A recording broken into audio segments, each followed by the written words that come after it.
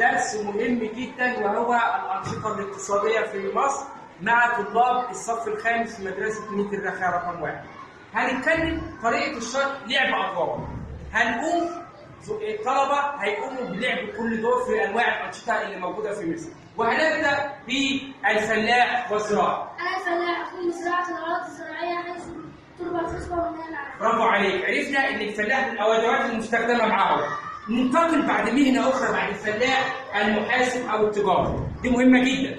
التجارة هي عملية بيع وشراء منتجات داخل أو خارج حدود الدولة. شكرا، المحاسب عرفنا بنفسه. نيجي بقى على راجل مهم في حياتنا وهو العامل في النشاط الاقتصادي. اتفضل. أنا العامل أقوم بزراعة الآلات داخل المصنع. دي صناعة الآلات داخل المصنع. اتفضل. نيجي بقى لمصادر الطاقة، يعرف نفسه.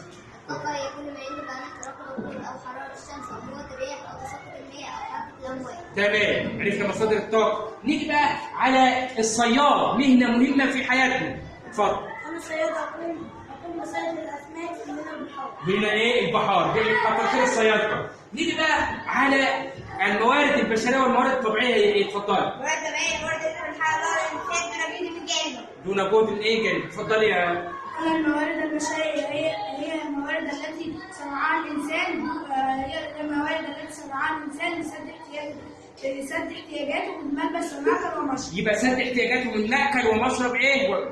نيجي بقى على الأنشطة اللي الطلاب عاملينها. اتفضلي اهي. دي أنشطة صفية عاملينها الطلاب اهي. نيجي على مهنة أخرى للمهندس، مهنة مهمة في حياتنا والتقدم التكنولوجي يجي منه. يعرفنا بنفسه المهندس ايه هي الصناعة؟ الصناعة تحتاج مواد خام له منتجات تسد احتياجات الإنسان من مأكل ومشرب وملبس. يبقى المهندس قدام الأجهزة الكمبيوتر أهو عرفنا ايه هي مهنة ايه؟ الصناعة والمهندس. خطوة كده. يبقى كده خلاصة الموضوع اللي هو الطلاب عملوا لنا لعب أدوار. كل الأدوات المستخدمة على قد ما يمكن. الفلاح، المحاسب التجارة، العامل في المصنع ومصادر الطاقة، والصياد داخل البيئة الساحلية والموارد الطبيعية. كل طالب عرف مهنته وتعرفنا بيهم في مجال ايه؟ شغله. وشكرا لحضرتك.